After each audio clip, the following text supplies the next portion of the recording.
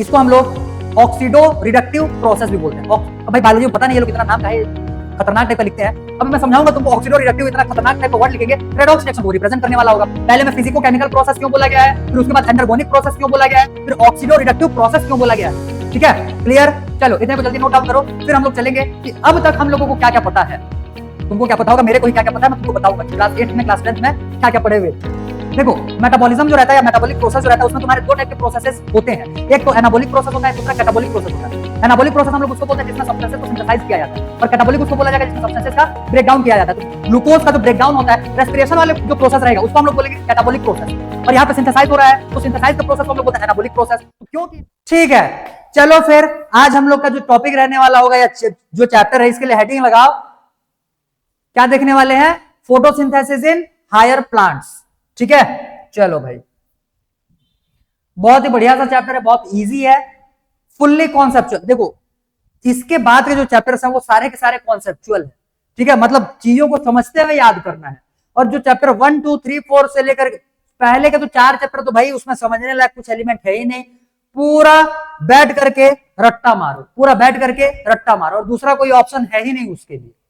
उसके बाद फिर जब तुम्हारा मॉर्फोलॉजी एनाटॉमी स्टार्ट होता है तो थोड़े मोड़े समझने के लायक मिल जाते हैं। फिर सेल वाले चैप्टर से आगे के तुम्हारे सारे चैप्टर्स थोड़े थोड़े याद करने हैं, थोड़े थोड़े समझने हैं, मतलब ठीक ठाक बैलेंस होकर के चलता है। मतलब इस टाइप से तुमको फील क्लास जो है वो बर्डन टाइप का फील नहीं होगा। क्लियर? क्लास बर्डन टाइप का फील नहीं होगा। तो चलो भाई ठीक है, हेडिंग लगाओ आज के लिए, फोटोसिंथेसिस इन हायर प्लांट्स।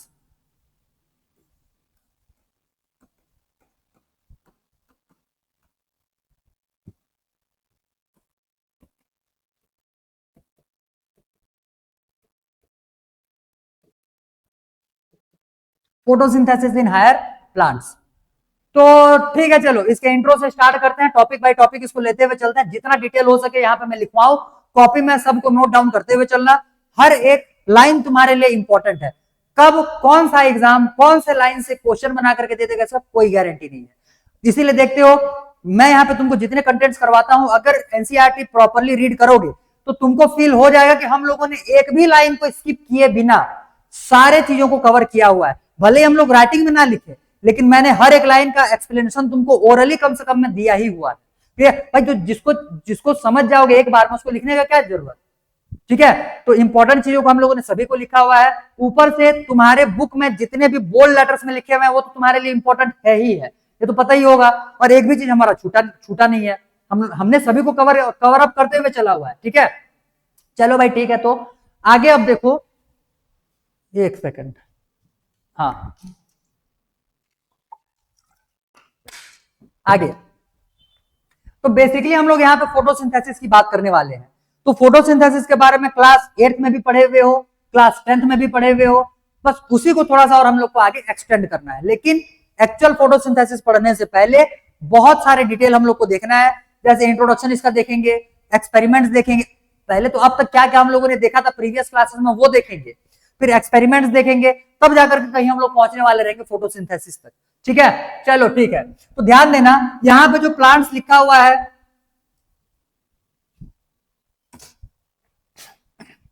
हाँ ठीक है, तो यहां पे जो ये प्लांट्स लिखा हुआ है, प्लांट्स को बेसिकली हम लोग ऑटोट्रॉप्स में कंसीडर करते हैं, इनको हम लोग ऑटोट्रॉप्स बोलते हैं। ऑटोट्रॉप्स उनको बोला जाता है जो अपना फूड खुद सिंथेसाइज करे।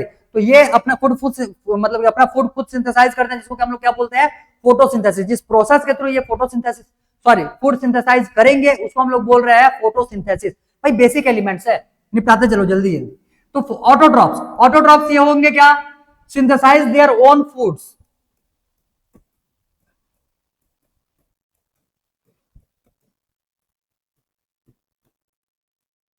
Synthesise their own food. ये जो रहते हैं ये सोर्स ऑफ फूड होते हैं। ऑटोट्रॉप्स क्या हो जाएंगे, सोर्स ऑफ फूड।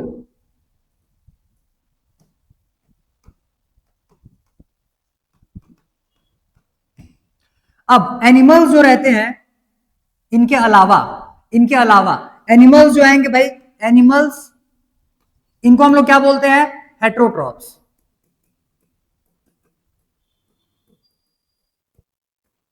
जो कि डिपेंडेंट होंगे फूड के लिए किस पे, ऑटोट्रॉप्स पे, dependent for food,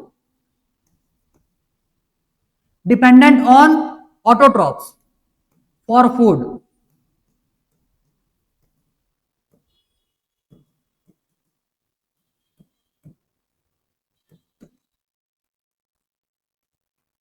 for food, clear? इतना समझ, बेसिक चीज है ये, इसमें समझने वाली कौन सी बात है, बस स्ट्रेट 2-3 लाइन में इसको लिखो, ठीक है? देखो भाई, इजी चीजें तुमको दिखेंगे, ये मत समझना कि इजी है तो नहीं लिखेंगे, लिखना, हर एक लाइन तुम्हारे लिए इंपॉर्टेंट है, क्योंकि यही कंटेंट जो रहेंगे वो तुम्हारे आगे के आंसर राइटिंग या फिर आगे के टॉपिक्स में लिखने में काम आएंगे, तो ये भी तुम लिखते हुए चलो साथ ही साथ, क्लियर? तो एनिमल्स, एनिमल्स के केस, एनिमल्स को क्या बोला जा रहा है, हेटेरोट्रॉप्स बोला जा रहा है, और प्लांट्स क्या हो जाएंगे यहां से, ऑटोट्रॉप्स हो जाएंगे। इतना क्लियर हो गया रहेगा? प्लांट के खुद के फूड सिंथेसाइज करने का जो मेथड रहता है इसको हम लोग बोलते हैं फोटोसिंथेसिस, ठीक है? इसको हम लोग क्या बोलते हैं, फोटोसिंथेसिस। तो synthesize their own food by photosynthesis.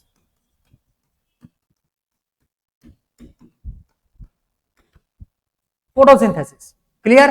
अब फोटोसिंथेसिस एक प्रोसेस है, इसके भी तुम्हारे बुक में बहुत सारे नाम दिए हुए हैं, जैसे पहले ही पैरा में अगर देखोगे तो फोटोसिंथेसिस को फिजिको केमिकल प्रोसेस बोला हुआ है, अंडरलाइन मार लो बुक में, फिजिको केमिकल प्रोसेस।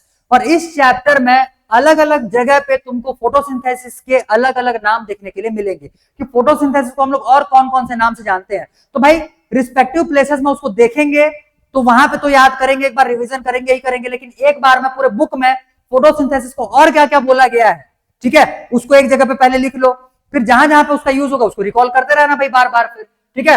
तो नेक्स्ट हेडिंग लगाना यहां पे फोटोसिंथेसिस।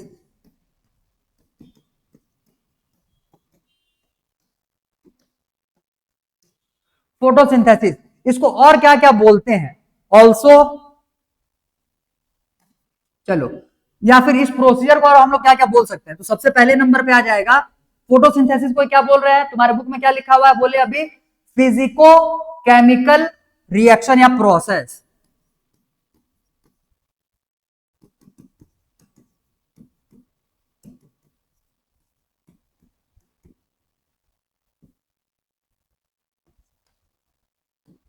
देखो, फिजिको केमिकल प्रोसेस क्यों बोला जा रहा है, क्यों? फिजिको का मतलब फिजिकल, कोई सा भी एक फिजिकल सब्सटेंस होना चाहिए, और केमिकल मतलब केमिकल उसमें चेंजेस होने चाहिए, तो दो यहाँ पे हम लोग के पास सब्सटेंसेस हैं, एक फिजिकल सब्सटेंस जो भी हम लोग अभी बताएंगे, उसके बाद फिर केमिकल, उससे केमिकल में चेंजेस मतलब केमिकल रिएक्शंस होने वाले रहते हैं, तो फिजिकल सनलाइट, तो यहां से क्या हो जाएगा, physical sunlight,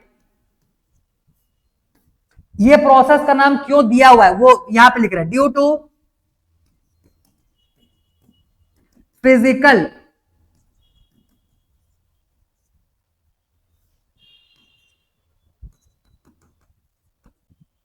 sunlight is used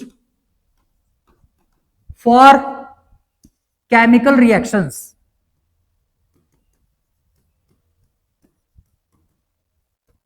chemical reactions, तो केमिकल रिएक्शंस करने के लिए हम लोगों ने फिजिकल सनलाइट का यूज किया हुआ है, इसी वजह से इसको फिजिको केमिकल प्रोसेस बोला गया है, क्लियर? क्लियर? नेक्स्ट, इसको और क्या क्या बोलते हैं, एक हो जाएगा ये, एक तो फिजिको केमिकल प्रोसेस हो गया, इसी को बोलते हैं एंडरगोनिक प्रोसेस, एंडरगोनिक, एक्सरगोनिक, ये तुम्हारे क्लास 8 का सिलेबस में था, मैं बार बार बोल रहा हूं, क्लास 8, क्लास 10, क्लास 9 एक भी एलिमेंट नहीं छूटने वाला, जिसको थोड़ा बड़ा भी याद हो तो एंडरगोनिक प्रोसेस और एक्सरगोनिक प्रोसेस उसको याद रहेगा। एंडरगोनिक प्रोसेस हम लोग उसको बोलते हैं जिस प्रोसेस में एनर्जी का रिक्वायरमेंट होता है, और एक्सरगोनिक प्रोसेस उसको बोलते हैं जिसमें से एनर्जी रिलीज होता है, तो भाई इसमें से सनलाइट एनर्जी या सन एनर्जी या लाइट एनर्जी जो है वो यूज हुआ है, तब के केस में ये क्या आ जाएगा, इसको बोलेंगे हम लोग एंडरगोनिक प्रोसेस।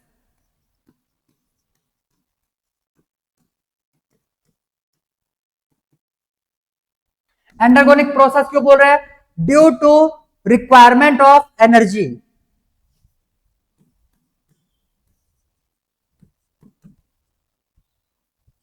ऐसे लिखो, as sun light, as light energy, as light energy is used, ये लिखो, ये ठीक रहेगा, ठीक है, as light energy is use, तो इसीलिए इसको हम लोग क्या बोल रहे हैं, एनर्जी यूज होना चाहिए, तो एनर्जी लाइट के फॉर्म में यूज हुआ है, इसीलिए इसको एनर्गोनिक प्रोसेस भी बोलते हैं।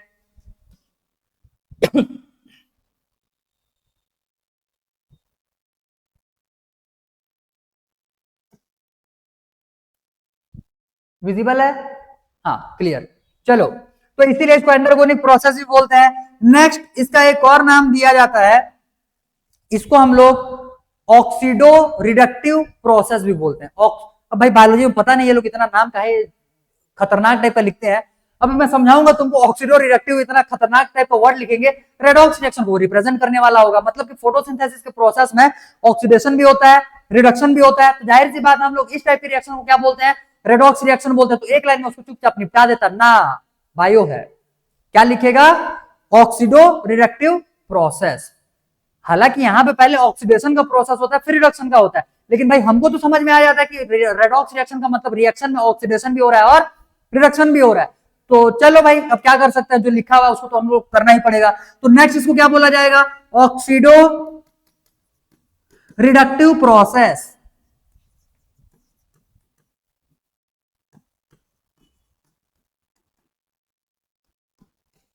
ये क्यों, क्योंकि इस पे ऑक्सीडेशन भी होता है और रिडक्शन भी होता है। तो पहले नंबर पे जैसे देखो, ऑक्सीडेशन कैसे हो रहा है,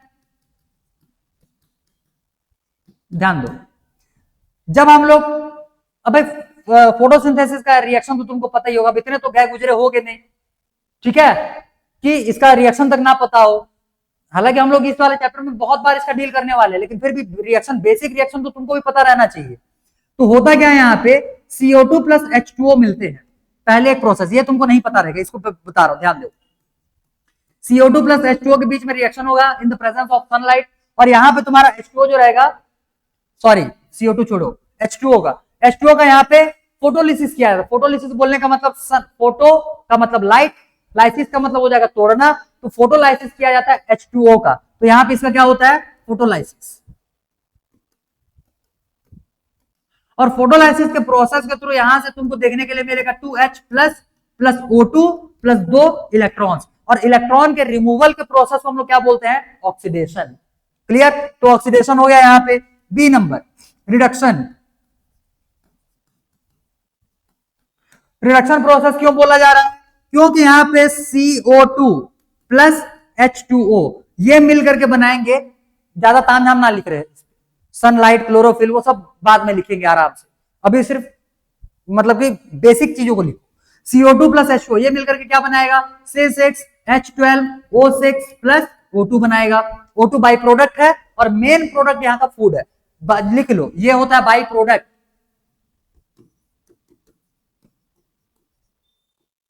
बाई प्रोडक्ट उसको बोला जाता है जो कि तुम्हारे, बाई प्रोडक्ट उसको बोला जाता है जो कि तुम्हारे क्या बोलना चाहिए, जिस भी प्रोसेस में वो फॉर्म हुआ है उस प्रोसेस में वो काम ना आए। जैसे ये प्लांट के काम का है, ऑक्सीजन प्लांट के काम का है नहीं, तो इसको ये बॉडी से बाहर निकाल देगा, तो ये उसके लिए क्या बन जाएगा, एक बाई प्रोडक्ट, मतलब इस रिएक्शन का ये बाई प्रोडक्ट बन जाएगा। रेस्पिरेशन की बात करेंगे तो रेस्पिरेशन हमारे ह्यूमन बॉडी में भी होता है, प्लांट्स में भी होता है, तो रेस्पिरेशन इसका ऑपोजिट प्रोसेस हो जाएगा, तो उसमें बाई प्रोडक्ट क्या निकलता है, कार्बन डाइऑक्साइड। क्लियर क्लियर, तो बाई प्रोडक्ट वो हो जाएगा, और यहां से ये आ जाएगा भाई मेन प्रोडक्ट, ये हो जाएगा तुम्हारा मेन प्रोडक्ट। तो ऑक्सीडो रिडक्टिव प्रोसेस क्यों बोल, ये तीनों नाम समझ में आ गया रहेगा। अब पहले में फिजिको केमिकल प्रोसेस क्यों बोला गया है, फिर उसके बाद एंडरगोनिक प्रोसेस क्यों बोला गया है, फिर ऑक्सीडो रिडक्टिव प्रोसेस क्यों बोला गया है, ठीक है, क्लियर। चलो इतने को जल्दी नोट डाउन करो, फिर हम लोग चलेंगे कि अब तक हम लोगों को क्या क्या पता है। तुमको क्या पता होगा, मेरे को ही क्या क्या पता है मैं तुमको बताऊंगा कि क्लास 8th में, क्लास 10th में क्या क्या पढ़े हुए थे, ठीक है। लिखो, इतने को लिखो, जल्दी जल्दी इसको नोट डाउन करो। अच्छा, मेटाबॉलिक प्रोसेस में भी ये आ जाएगा, नहीं भाई ये मेटाबॉलिक प्रोसेस में नहीं आएगा, ये मेटाबॉलिक का एक स्पेसिफिक टाइप का एनाबॉलिक प्रोसेस में ही आएगा। क्लियर, तो इसको अच्छा लिखना चाहो तो लिख सकते हो, एक और पॉइंट लिख लो तो यहाँ पे, ठीक। हालांकि आगे में उसको डील किए हुए रहते तो आगे तक बचाओ मत, यहीं पे लिखो। ये एक और कौन सा प्रोसेस हो जाएगा, एनाबॉलिक प्रोसेस।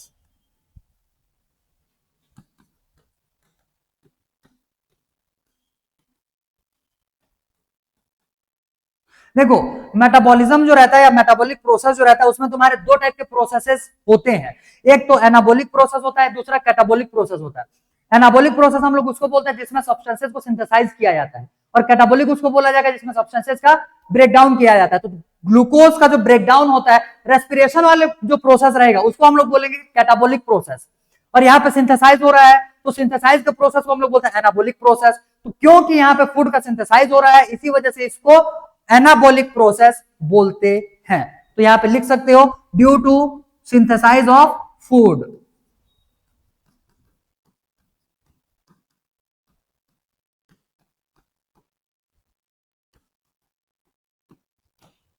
क्लियर? इसी वजह से इसको, तो कितने नाम हो गए देखो, फिजिको केमिकल प्रोसेस भी इसी को बोल रहा है, एंडरगोनिक प्रोसेस भी इसी को बोल रहा है, ऑक्सीडो रिडक्टिव प्रोसेस भी इसी को बोल रहा है, एनाबॉलिक प्रोसेस भी इसी को बोल रहा है। तो फोटोसिंथेसिस के ये सारे के सारे नाम विथ दिस एक्सप्लेनेशन तुम्हारे भेजे में रहना चाहिए। बुक में ये सब नहीं मिलेगा भाई, मैं पहले ही बता रहा हूं, इतना डिटेल नहीं लिखा रहता।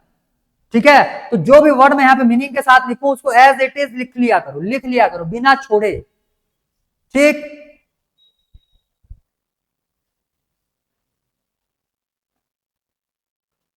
लिखो लिखो जल्दी लिखो। Done, good, next. ये था भाई तुम्हारा फोटोसिंथेसिस को लेकर के बेसिक इंट्रोडक्शन। अब यहां से हम लोग आगे बढ़ेंगे और अगले वाले टॉपिक तुम हेडिंग लगाओ सीधा व्हाट डू वी नो, जो बुक में दिया हुआ है वही हेडिंग लगाओ सीधा। वही दिया है क्या? एक बार चेक कर लो, व्हाट डू वी नो दिया हुआ है या कुछ और लिखा हुआ है, देख लेना एक बार बुक में। मैं तो वही लिख दे रहा हूं यहाँ पे, अब कुछ चेंज रहेगा तो बुक का ही लिखना, जो लिखा है वहां पे वही लिखना।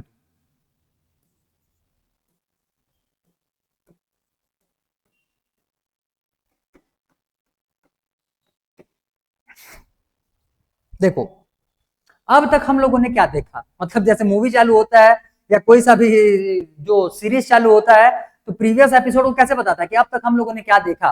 तो रिकैप पे जाएंगे, मतलब रिकैप पिछले वाले चीजों को क्या बोलते हैं रिकॉल करेंगे। ठीक, तो ध्यान देना, पिछले वाले क्लासेस में क्लास 8 के सिलेबस से चालू करते हैं। बुक में तुम्हारे दिया हुआ है भाई उसी को करवा रहे हैं, ये मत समझना क्लास 8 का सिलेबस नहीं, तुम्हारे बुक का ही करवा रहे हैं, लेकिन तुम्हारे बुक में ही दिया हुआ है कि क्लास 8 में क्या पढ़े थे, क्लास 10th में क्या पढ़े थे और अब क्या पढ़ने वाले। ठीक है, क्लियर? तो क्लास 8 में क्या पढ़े हुए थे पहले समझो, और क्लास 10th में भी ये तुमको देखने के लिए मिला था एक एक्सपेरिमेंट। बेसिकली इसमें हम लोग को एक्सपेरिमेंट्स की बात करना है। तो पहले नंबर पे एक एक्सपेरिमेंट हम लोग देखेंगे, वेरीगेटेड लीफ एक्सपेरिमेंट।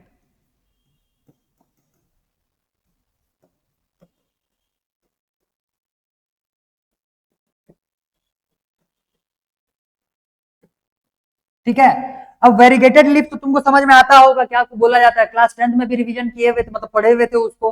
तुम्हारा स्टार्च टेस्ट के लिए तो बायोलॉजी में भर भर करके इसका एक्सपेरिमेंट किया गया था। क्लास 8 में तुम्हारे 3-4 नए नए एक्सपेरिमेंट, मतलब बहुत सारे एक्सपेरिमेंट्स दिए हुए हैं। क्लास 8 के तो सारे एक्सपेरिमेंट तुम्हारे में इंक्लूड कर दिया है।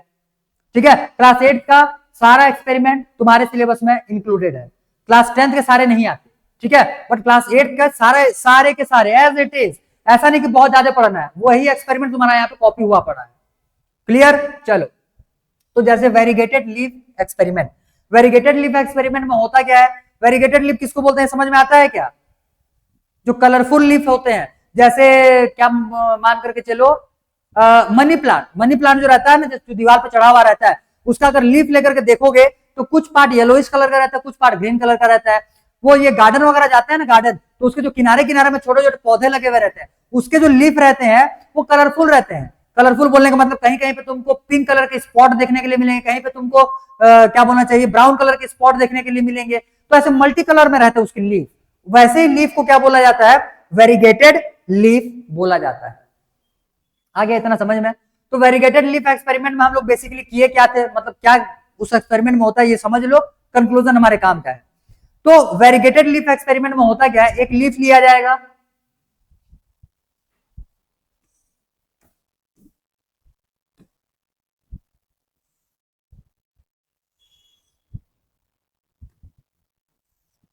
ठीक है, एक लीफ लिया जाएगा और इसको करेंगे क्या, ये वेरीगेटेड है, मतलब अलग अलग यहाँ पे तुम्हारे स्पॉट्स देखने के लिए मिलने वाले। ठीक है, अलग अलग तुमको स्पॉट्स देखने के लिए मिलने वाले हैं। तो मेजर पार्ट जो रहेगा भाई वो तुम्हारा ग्रीन कलर का होने वाला होगा। ठीक है, मेजर पार्ट जो है वो ग्रीन नहीं भी हुआ तो भी समझ लो कुछ ना कुछ पार्ट तो ग्रीन कलर का होगा ही होगा। ठीक है, अब करना क्या है, इस वेरीगेटेड लीफ को ले जा करके तुमको सनलाइट के ऊपर में, मतलब सनलाइट के सामने में रखना है। सब चीज अवेलेबल करवा दो, एयर भी, वाटर भी, सॉइल, सब चीज अवेलेबल रहेगा सन सॉरी, हाँ, और सनलाइट के प्रेजेंस में जब इसको रखा जाएगा तब के केस में भाई इसमें फोटोसिंथेसिस स्टार्ट हो जाएगा। तो ये जो एक्सपेरिमेंट है वेरीगेटेड लीफ का, इसको दो तरीके से किया, या तो वेरीगेटेड लीफ ले लो, या जो ग्रीन लीफ अगर मिलता है तो उसको ब्लैक कलर के टेप से कवर कर देना है कुछ पार्ट को, ठीक है। जैसे इसको यहां से लेकर के यहां तक अगर मैं इसको ब्लैक टेप से कवर कर दूं, ये इतने पार्ट को अगर ब्लैक टेप से कवर कर दिया गया तो जाहिर सी बात है यहां तक तुम्हारा सनलाइट नहीं पहुंचने वाला रहेगा, यहाँ पे सनलाइट नहीं पहुंचने वाला रहेगा। तो वेरीगेटेड लीफ एक, इसी के अंडर में तुम्हारे दोनों एक्सपेरिमेंट आ जाएंगे कि वेरीगेटेड लीफ का और साथ ही साथ में leaf with black pepper, black pepper में इसको कवर किया हुआ रहना चाहिए। तो चलो मैं इसको तो ये समझ में आया क्या। अब इसको जब फोटोसिंथेसिस करवाएंगे तो थोड़ा मोड़ा तुमको पिछले क्लास का याद भी आ रहा होगा कि वेरीगेटेड लीफ में जब उसको आयोडीन टेस्ट किया जाएगा तो आयोडीन टेस्ट उसमें किसमें शो करेगा, जहां जहां पे ग्रीन कलर के पार्ट थे वहां वहां पे आयोडीन टेस्ट पॉजिटिव आ जाएगा, मतलब वहां पे फूड का फॉर्मेशन हुआ है। और इसमें जो ब्लैक टेप यूज किए हैं, ब्लैक टेप में क्या हो जाएगा, ब्लैक टेप में ब्लैक टेप किया हुआ या ब्लैक टेप से कवर किया हुआ जो पार्ट है वहां पे तुम्हारा आयोडीन टेस्ट फेल कर जाएगा, टेस्ट फेल कर जाएगा, और बाकी पार्ट में आयोडीन टेस्ट जो है पॉजिटिव रिजल्ट देने वाला रहेगा। तो इस केस में फोटोसिंथेसिस करवाने के लिए या फिर फूड के फॉर्मेशन के लिए, फूड को सिंथेसाइज करवाने के लिए दो चीजें इंपॉर्टेंट हो गया। एक तो सनलाइट, इस वाले केस में सनलाइट नहीं पहुंचा था इसीलिए यहाँ पे स्टार्च का या फूड का फॉर्मेशन नहीं होगा, और वेरीगेटेड लीफ में तुम्हारा ग्रीन कलर का पार्ट अवेलेबल नहीं था, मतलब क्लोरोफिल प्रेजेंट नहीं था, इसके वजह से उसमें क्या नहीं हुआ, फोटोसिंथेसिस नहीं हुआ। तो फोटोसिंथेसिस करवाने के लिए ये दोनों एक्सपेरिमेंट से दो कंक्लूजन निकलते हैं, एक तो सनलाइट इंपॉर्टेंट है और दूसरा ग्रीन पार्ट इंपॉर्टेंट है। आ गया होगा इतना समझ में, ठीक है। चलो इमेजेस वगैरह इसका ज्यादा ड्रॉ नहीं करते और ना ही मैं तुमको इमेज में करवाऊंगा, पिछले क्लास का ये टॉपिक है तो इसको एज इट इज लिखो। देखो दो चीज समझ में आ गया। तो ए नंबर में, ये पहले नंबर में एक्सपेरिमेंट हम लोग देख रहे हैं, वेट, इसको ए मान लो वेरीगेटेड लीफ एक्सपेरिमेंट, और बी नंबर पे इस पे देखेंगे experiment with leaf covered by a black pepper, partially covered by a black pepper.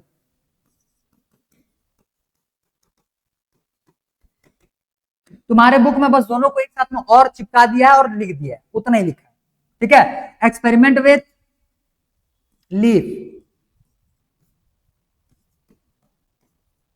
Partially covered by black pepper.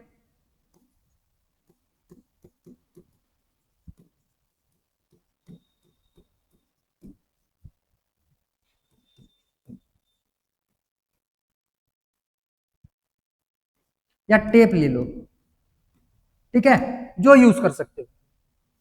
Clear, तो ये हो जाएगा। इस वाले एक्सपेरिमेंट का रिजल्ट क्या आता है, इसका जो रिजल्ट आएगा या कंक्लूजन,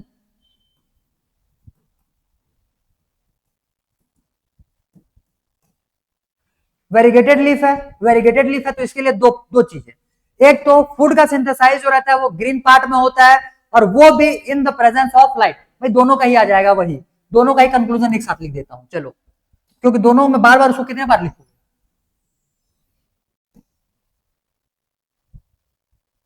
ये हो गया। अब दोनों ही एक्सपेरिमेंट का कंक्लूजन क्या आएगा यहां से,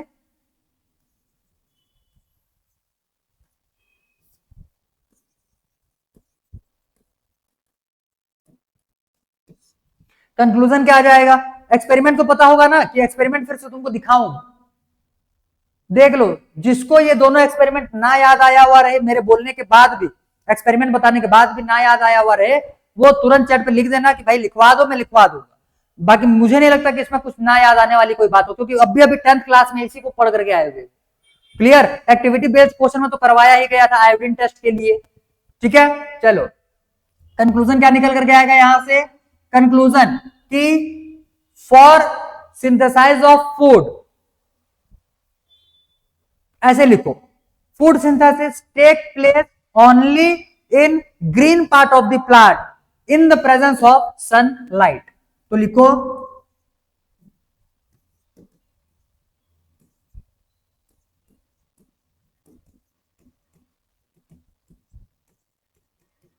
food synthesis occur only in green part of the plant,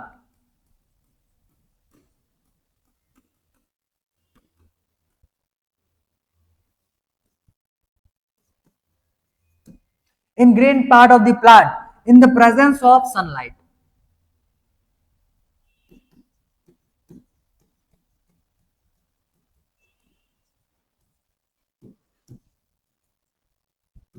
in the presence of sunlight. ये तुम्हारा कंक्लूजन आ गया यहाँ का। नेक्स्ट एक और एक्सपेरिमेंट हम लोग देखेंगे सेकंड नंबर पे, ये हो जाएगा हाफ लीफ एक्सपेरिमेंट।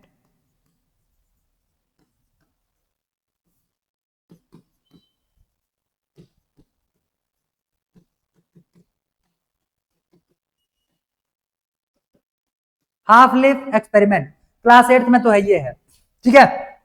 करना क्या है, वो केओएच सॉल्यूशन वाला 10th में भी किए हुए थे क्या, केओएच सॉल्यूशन लिए हुए थे, केओएच सॉल्यूशन में कॉटन को डिप करवाएंगे, जैसे ऐसे समझो।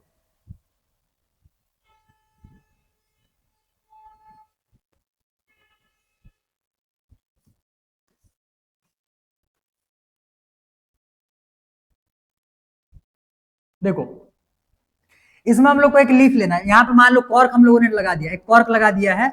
अब यहाँ पे हम लोग एक लीफ लेंगे, ठीक है। लंबे वाला कोई सा भी एक लीफ ले लिए हैं, इसको अभी एज्यूम कर लो ये आधा पार्ट जो है ये एयर में एक्सपोज्ड है और ये आधा पार्ट जो है ये नीचे में है।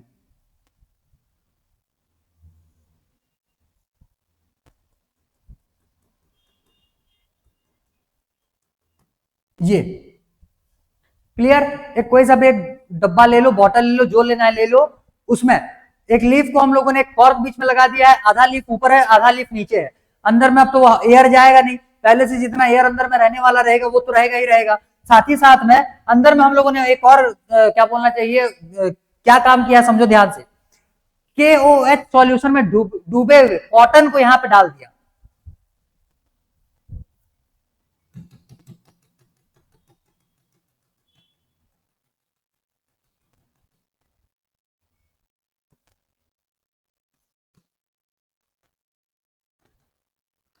Cotton with KOH potassium hydroxide. Potassium hydroxide के पास कार्बन डाइऑक्साइड के साथ रिएक्ट करने का बेहतरीन सा टेंडेंसी होता है। ऐसे समझो कि KOH जहां पे रहता है ये कार्बन डाइऑक्साइड को एब्जॉर्ब कर लेता है, मतलब कार्बन डाइऑक्साइड वहां से खत्म कर देगा। तो कार्बन डाइऑक्साइड जैसे ही हम लोगों ने ये सेटअप किया, सेटअप करने के बाद फिर इसमें भी आयोडीन टेस्ट करना है तुमको, ठीक है। तो अंदर वाले पार्ट में कार्बन डाइऑक्साइड क्या है, एब्सेंट। तो कार्बन डाइऑक्साइड एब्सेंट होने की वजह से नीचे में तुम्हारा फूड का सिंथेसाइज होगा नहीं, और कार्बन डाइऑक्साइड ऊपर में प्रेजेंट होने की वजह से ऊपर में फूड का सिंथेसाइज होगा। तो ये एक्सपेरिमेंट क्या बोलता है कि एयर में बेसिकली कौन सा carbon dioxide is essential for food synthesize, ठीक है। तो हाफ लीफ एक्सपेरिमेंट, इसमें होगा क्या कंक्लूजन,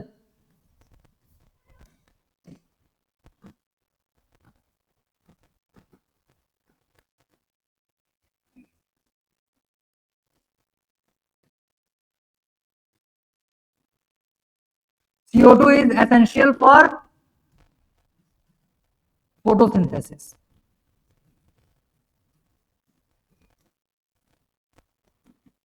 ये तुम्हारा तो पिछले क्लास के थे। अब इसके बाद हम लोग एक्सपेरिमेंट स्टार्ट करेंगे जो हमारे 11th के सिलेबस का अर्ली एक्सपेरिमेंट्स, ठीक है। इतने को लिखो, 2-3 एक्सपेरिमेंट तो आज खत्म करवा ही देंगे उसका, लिखो लिखो इतने को लिखो, जल्दी लिखो।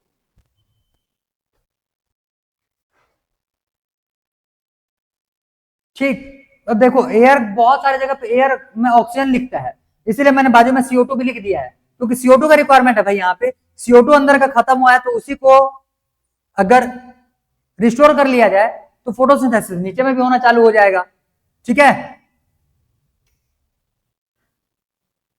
अच्छा वॉइस क्लियर नहीं है, ठीक, वेट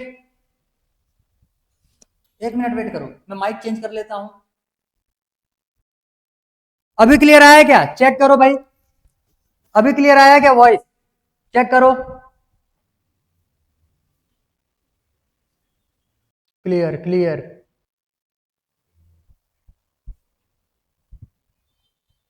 अच्छा क्लियर क्लियर, गुड गुड, ठीक है चलो। तो क्लियर आ गया वॉइस इतने में। हाँ, जैसे वॉइस का प्रॉब्लम आता है ऐसे ही बता दिया करो, ठीक है, शॉर्ट आउट हो जाएगा तुरंत। कॉटन विथ KOH ये हो गया। इतने को लिखने के बाद अब हम लोग चलेंगे भाई अपने अर्ली एक्सपेरिमेंट्स पे।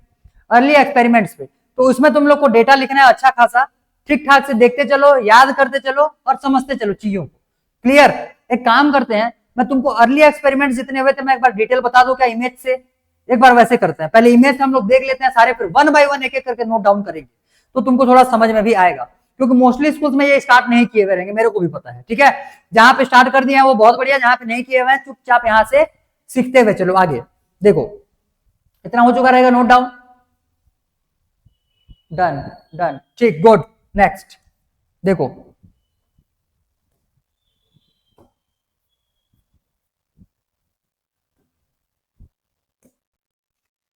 सबसे पहले तो साइंटिस्ट जितने हैं इसमें इन सबके नाम को तुमको रट्टा मारना है भाई।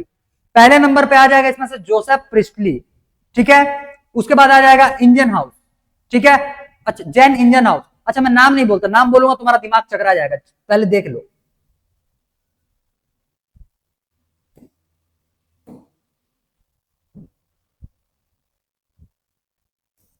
देखो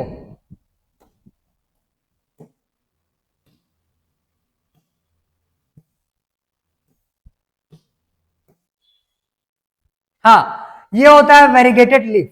वेरीगेटेड लीव्स इनको बोला जाता है। एक काम करो, नीचे में जो तुमको नाम लिखे हुए ना, ये नाम को एग्जाम्पल के फॉर्म में लिखे रहो, कहीं ना कहीं पे काम आ जाएगा। ठीक है, आगे में काम आएगा, बोल रहे हैं ना काम आएगा, आएगा। होस्टा हो गया, मतलब ऐसे ये क्लॉक वाइज लिया हुआ है, और ऑब्जर्व भी कर लो, इसको बोलते हैं होस्टा, इसको बोलते हैं कोलियस, इसको बोलेंगे ब्रुनेरा, और इसको बोलते हैं फिटोनिया। क्लियर? ये चारों के नाम हो जाएंगे। नाम कहां से आए? अच्छा नीचे में लिखा है, ये लिखो, होस्टा, कोलियस, ब्रुनेरा और फिटोनिया। दिख रहा है क्या? हाँ दिख रहा है, क्लियरली विजिबल है। तो ये जो है ये तुम्हारे वेरीगेटेड लीफ वाले प्लांट्स हैं। इस टाइप से तुम्हारे अलग अलग कलर्स या अलग अलग शेड में तुमको देखने के लिए मिलते हैं, होता है लीफ। इसी लीफ को बोला जाता है वेरीगेटेड लीफ। तो इस वाले लीफ में कहां पे फोटोसिंथेसिस होगा? जहां पे ग्रीन कलर का पार्ट मिलेगा तुमको। क्लियर? ग्रीन कलर का पार्ट जहां पे मिलेगा वहीं पे फोटोसिंथेसिस होगा। आगे ये है वेरीगेटेड लीफ का एक्सपेरिमेंट। ये तो देखे थे ना भाई, ये क्लास 10 का इमेज है। ठीक है, लीफ लेकर के आएंगे, फिर उसको दुनिया भर का वो सॉल्यूशन में डुबो डुबो करके फिर उसमें फाइनली आयोडीन टेस्ट किया जाता है। तो आयोडीन टेस्ट पॉजिटिव वहां पे आएगा जहां पे फूड बना हुआ रहेगा, वो पार्ट जो रहता है वो डार्क हो जाता है। तो ये देखे थे, ये है तुम्हारा KOH। KOH ये एक सीसी ले लिया, बॉटल ले लिया, यहाँ पे ये कॉर्क लगा दिया है, और जो लीफ है, लीफ को आधे आधे डाल दिया है बॉटल में और आधे अंदर में, और यहाँ पे तुम्हारा KOH सॉल्यूशन रखा हुआ है। कॉटन में नहीं, ये सॉल्यूशन ही रखा हुआ है लिक्विड के फॉर्म में। कॉटन के में रख लो या लिक्विड के फॉर्म में रख लो, कैसे भी रखो, KOH रहेगा तो वो कार्बन डाइऑक्साइड को एब्जॉर्ब कर ही लेगा। क्लियर? कार्बन डाइऑक्साइड को वो एब्जॉर्ब कर ही लेगा। आ गया इतना समझ में? ठीक है, तो ये हो जाएगा तुम्हारा KOH सॉल्यूशन वाला एक्सपेरिमेंट। नेक्स्ट ये था जोसेफ प्रिस्टली का। तो जोसेफ प्रिस्टली पैदा हुआ था 1733 में, और डेथ हुआ होगा उसका 1804 या 1805, ऐसा समथिंग कुछ दिया हुआ रहेगा। ठीक है, डेट से हम लोग को उतना मतलब है नहीं।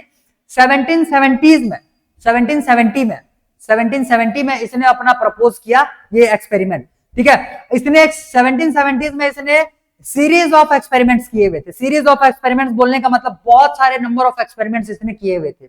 ठीक है, बहुत सारे नंबर ऑफ एक्सपेरिमेंट्स इसने किए हुए थे, और हत्यारा है भाई, चूहा मार दिया है।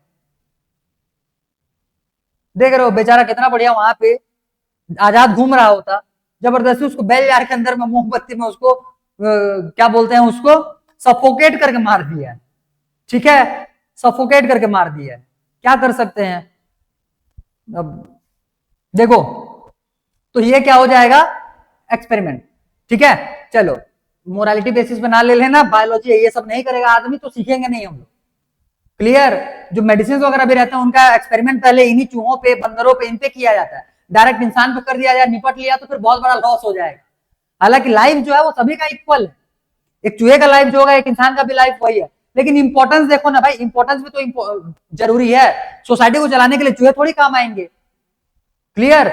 तो एक्सपेरिमेंट्स भी ये सब जरूरी थे पहले। हालांकि अब जो मॉडर्न टाइम आने के बाद ऐसे लाइव चीजों पे एक्सपेरिमेंट, एआई तो हम लोग को बकायदा लाइव से भी बेटर रिजल्ट दे करके देता है। मतलब कोई सा भी एक्सपेरिमेंट एक लाइव थिंग पे करोगे, वो जो रिजल्ट तुमको प्रोवाइड करेगा, एआई को बस क्वेश्चन पूछ लो, वो उससे बेटर रिजल्ट तुमको प्रोवाइड करेगा। अब इतना ज्यादा एडवांसमेंट हो चुका है, तो अब ये सारे चीजों का नौबत नहीं आता कि किसी एक चूहे को मारना है, कि किसी एक जानवर को मारना है, ये सब अब नहीं होता, लेकिन पहले होते थे, बहुत ज्यादा होते थे, अभी भी होते हैं बट सीक्रेटली होते। जैसे चाइना वगैरह, चाइना ये सब काम करता है, अभी भी भर भर करके करता है, जापान भी करता है ये सब, ठीक है। तो उधर वाले जो एशियन कंट्रीज हैं वो इन सब में इन्वॉल्व रहते हैं। खैर वो सब हमारे टॉपिक का बात है नहीं, हमारे काम का हम लोग चालू करते हैं भाई। उधर जाएंगे तो फिर हमारा मोरालिटी जाएंगे तो बायोलॉजी पूरा दह जाएगा। चलो, तो यहाँ पे क्या आ जाएगा, इसने इसको बेल जार एक्सपेरिमेंट बोलते हैं, बेल जार एक्सपेरिमेंट। ये देख रहे हैं घंटी के जैसे ये जार दिख रहा होगा तुमको, कांच का ये जार है। अब एक्सपेरिमेंट में इसने क्या किया पहले सुनो, भले आज लिख ना पाए तो चल जाएगा, लेकिन एक्सपेरिमेंट्स को समझ लो। लिखने का काम तो मैं 15 मिनट में करवा दूं पूरे एक्सपेरिमेंट्स को, क्लियर। देखो, तो इसने बेल जार का यूज किया हुआ है। बेल जार में इसने और क्या क्या यूज किया हुआ है, एक कैंडल यूज किया हुआ है, बर्निंग कैंडल, साथ साथ में एक माउस मतलब चूहा लिया हुआ है, और एक प्लांट तुमको यहाँ पे दिख रहा होगा। बहुत सारे बुक्स में, एनसीईआरटी तो मेंशन नहीं करता कौन सा ये प्लांट है, बाकी बहुत सारे रेफरेंस बुक्स की बात करो तो ये मिंट प्लांट है, मिंट प्लांट, ठीक है। Mint plant, mint plant, plant का साइज छोटा रहता है और अच्छा खासा ऑक्सीजन प्रोड्यूस करता है, इसी वजह से इसको यूज किया गया है, ठीक है। तो ध्यान देना, सबसे पहले अब जाहिर सी बात है भाई, यहाँ पे इसको बेल जार को ढक लिया, ढकने के बाद इसमें मोमबत्ती को जला करके छोड़ा हुआ है। अंदर में जितने भी एयर प्रेजेंट है उसको डैमेज करेंगे कौन कौन, कौन कौन, ये चूहा और साथ साथ ये कैंडल, ठीक है, चूहा और कैंडल। तो यहाँ पे भी एयर ही बोलता है, एयर, एयर को डैमेज कर रहा है, लेकिन एयर में इसमें मेन कंपोनेंट किसके बारे में बोल रहा है, ऑक्सीजन के बारे में, क्लियर। और पिछले वाले में मैंने तुमको एयर लिखवाया था और बाजू में क्या लिखवाया था, कार्बन डाइऑक्साइड। तो तुम्हारे बुक में बहुत सारे प्लेसेस पे सिर्फ एयर लिख करके छोड़ देता है, तुमको वहां पे जज करना पड़ेगा कि एक्चुअली में वहां पे मेजरली कौन से गैस की बात किया जा रहा है, क्लियर। आ गया इतना समझ में। तो बेल जार एक्सपेरिमेंट में हुआ क्या है, अब तो आइडिया भी लग चुका रहेगा तुमको। जब इसको ढक देंगे तो धीरे धीरे करके अंदर के जो ऑक्सीजन थे उसको डैमेज कौन कर दिए, ये चूहा और मोमबत्ती, कैंडल। कैंडल भी तो जलने के लिए ऑक्सीजन का यूज करेगा, बिना ऑक्सीजन के जलेगा कैसे वो। ऑक्सीजन जो है वो ये बर्निंग में हेल्प करता है, जलाता नहीं है, बर्निंग में हेल्प करता है। बिना ऑक्सीजन में कोई सा भी चीज जलेगा नहीं। तो जितना ऑक्सीजन प्रेजेंट था वो इसको जलाने में यूज हो गया और इसके सांस लेने में यूज हो गया। कुछ टाइम के बाद में फिर यहाँ पे सफोकेशन होगा, जिसकी वजह से माउस का डेथ हो जाएगा भाई। अब अगले बार में इसी एक्सपेरिमेंट में तुम्हारा क्या मॉडिफिकेशन करेगा, अब उसी बेल जार के अंदर में इन सारे सेटअप के साथ साथ में एक मिंट प्लांट भी रख दिया। मिंट प्लांट रखने के बाद, मिंट प्लांट रखने के बाद अब मिंट प्लांट जो है फोटोसिंथेसिस करेगा, फोटोसिंथेसिस से ये ऑक्सीजन रिलीज करेगा, और वही ऑक्सीजन का यूज ये माउस और साथ साथ में ये कैंडल जलने के लिए करने वाले रहेंगे। क्लियर, क्लियर हो गया। तो इस एक्सपेरिमेंट का कंक्लूजन क्या निकला कि फोटोसिंथेसिस के लिए ऑक्सीजन जो है ये बहुत ज्यादा रिक्वायर्ड होता है, बिना ऑक्सीजन का फोटोसिंथेसिस होगा ही नहीं, मतलब लाइफ के लिए भाई, ठीक है। इस वाले एक्सपेरिमेंट के लिए भी मान करके चलो, इस वाले एक्सपेरिमेंट के लिए क्या देख रहे हैं हम लोग कि ऑक्सीजन जो है ये बहुत ज्यादा नेसेसरी है। Clear, clear. चलो, तो ये हो जाएगा एक एक्सपेरिमेंट किसका, प्रिस्टली का, ठीक है, जोसेफ प्रिस्टली का एक्सपेरिमेंट। समझ में आ गया रहेगा ये। देख लो, इसमें अगर कुछ स्टोरी इतना ही है, एक्सपेरिमेंट इतना ही है। अब इसको हम लोग को लाइन बाय लाइन लिखना है। इसके बाद हम लोग अभी जेन इंजन हाउस का पहले देखेंगे। जेन इंजन हाउस ने भी यही एक्सपेरिमेंट, हालांकि उसका तो इमेज तो है नहीं, मेरे को तुमको लिखाना ही पड़ेगा। एक काम करते हैं, अब लिखना, अब तो एक्सपेरिमेंट तुमको पता चल चुका रहेगा ना, ठीक है। अब एक्सपेरिमेंट जो है वो ऐसे ही होते जाते हैं, हम लोग वहीं पे अपना डायग्राम ड्रॉ करेंगे और वहीं पे इसको लिखना चालू करेंगे। चलो भाई ठीक है, तो पहले नंबर पे हम लोग लिखेंगे Joseph priestly. Joseph priestly, heading लगाओ जोसेफ प्रिस्टली। एक सेकंड बस वेट करना, एक चीज अपडेट कर दूं।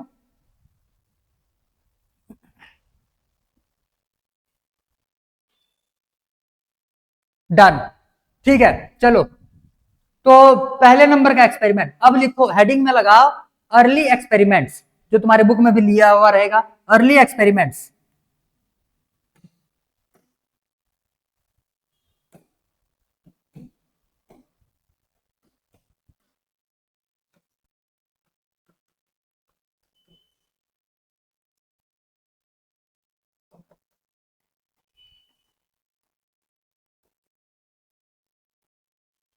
अर्ली एक्सपेरिमेंट्स पहले नंबर पे, इसका हम लोग देख रहे हैं Joseph priestly.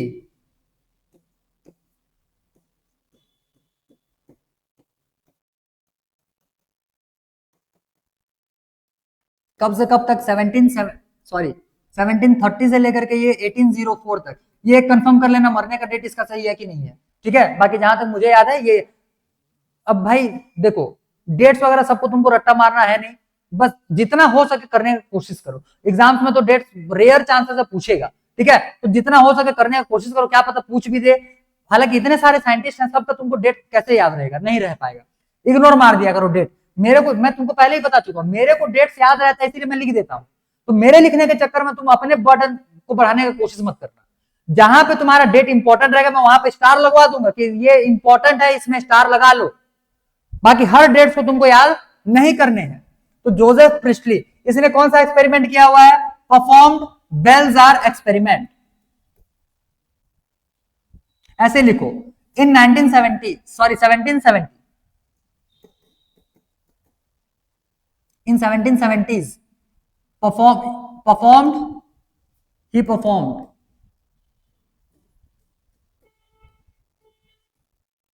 series of experiments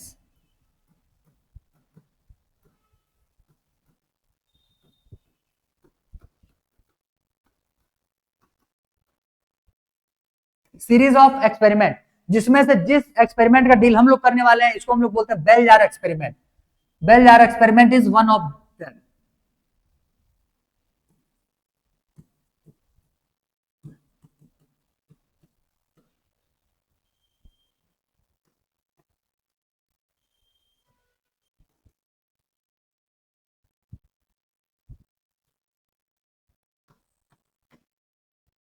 one of this experiments, ठीक है, उन सारे एक्सपेरिमेंट्स में से बेल-जार एक एक्सपेरिमेंट है। अब बेल-जार एक्सपेरिमेंट में किया क्या क्या, बहुत डीप नहीं जाना भाई, इमेज तुमको दिखा दिए, लिखने के लिए तो स्कूल वाले देंगे तो लिख ही लोगे, और ऑब्जेक्टिव्स में तुम्हारा इतना डिटेल काम का है नहीं, बहुत सारी चीजें फालतू है, तो जितने काम के हम लोग उसी को नोट डाउन करेंगे। तो बेल-जार एक्सपेरिमेंट, सबसे पहले मैं क्या किया जा रहा है बेल-जार एक्सपेरिमेंट में, पहले सब्सटेंसेस लिख लोगे क्या कि क्या क्या रिक्वायर्ड है, लिख लो required materials.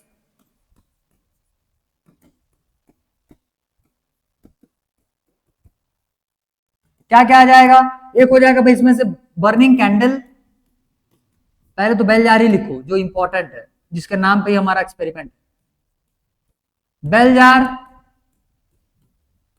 Burning candle,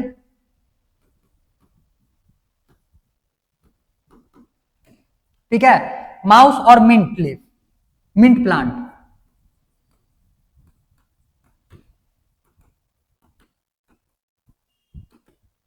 mint plant. Experiment में यहां पे बिल्कुल भी एक्सप्लेन नहीं करने वाला, क्योंकि मैंने तुमको कर दिया, अब लिखेंगे नहीं उसको कि एक्सपेरिमेंट इसने क्या किया हुआ है। भाई प्रोसीजर थोड़ी लिखते बैठोगे, अब यहाँ पे बहुत ही इजी लेवल का वो था। अब ये लिखोगे क्या वहां पे कि एक बर्तन लिया, उस पर चूहा रखा, उसके ऊपर में बेल-जार को कवर किया, फिर बैठ करके देख रहा था, ये तो जानने वाली बात है। क्लियर?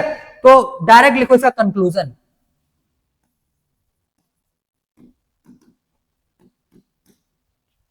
इसमें लिखेंगे कंक्लूजन। तो कंक्लूजन क्या हो जाएगा कि ऑक्सीजन जो है, ऑक्सीजन जो है, ऑक्सीजन जो है ये यहां पे तुम्हारा दो टाइप से काम आया। क्या क्या?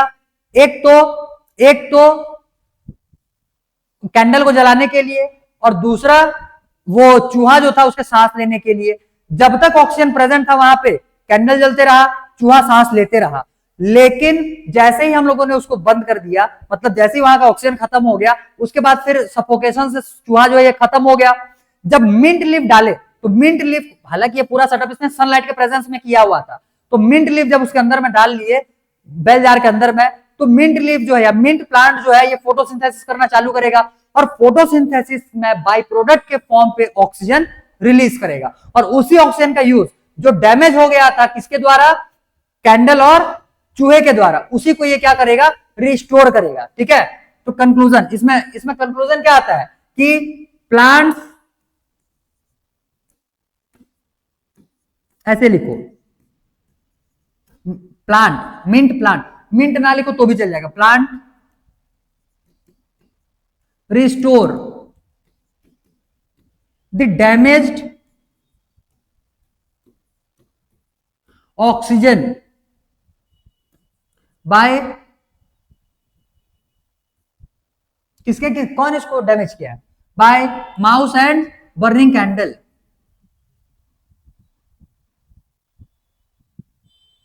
ऐसे लिखो भाई, ऑक्सीजन को पहले लिखो, the oxygen damaged by mouse and burning candle.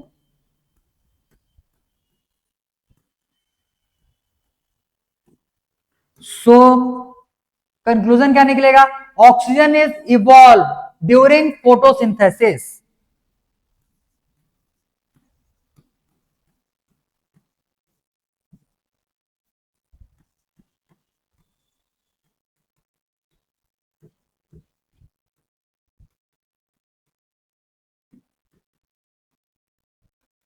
और इसके बारे में इसने बताया हुआ है 1774 में।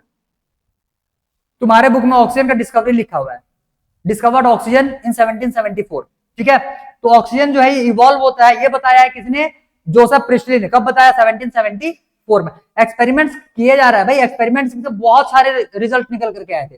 फोटोसिंथेसिस में हमारे काम के लायक जो एक्सपेरिमेंट्स है उसी को हम लोग कंसिडर करने वाले। तो हमारे लिए ऑक्सीजन रिक्वायरमेंट है, और ऑक्सीजन का जो पहचान है वो कैसे किया गया, ये तुम्हारे इन्हीं सारे एक्सपेरिमेंट्स आने वाले रहेंगे। चलो इतने को लिखो जल्दी, ये हो जाएगा तुम्हारा जोसेफ प्रिस्टली का bell jar experiment. Bell jar बनाना चाहो तो बना सकते हो, इस टाइप से बेल जार अगर बनाना चाहो तो बना सकते हो। ठीक है, अब यहां पे लिखा रखा क्या? ये एक बर्निंग कैंडल।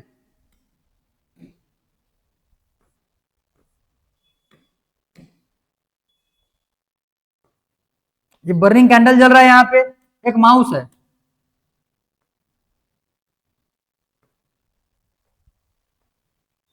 चलो जैसा भी बन जाए दी जाए।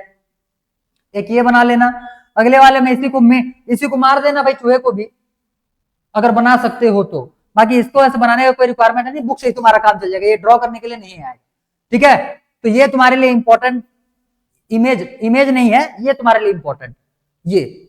ठीक, चलो इतने को नोट डाउन करो। फिर हम लोग Jain engine house, Jain engine house. एक काम करो भाई, जैन इंजन हाउस कराएंगे तो फिर बहुत ज्यादा हो जाएगा, क्योंकि जैन इंजन हाउस का बेसिकली मैं तुमको अच्छा मैं तुमको एक्सप्लेन कर दूंगा कि उसने एक्सपेरिमेंट किया क्या था। यही एक्सपेरिमेंट को उसने अलग अलग तरीके से किया है। ये जो एक्सपेरिमेंट किया गया था ये इन द प्रेजेंस ऑफ सनलाइट हुआ है ना। कहां गया भाई एक्सपेरिमेंट? बेल जार कहां लिखे हैं? हाँ यहीं पे लिख लो नीचे में इसी के, इन द प्रेजेंस ऑफ सनलाइट।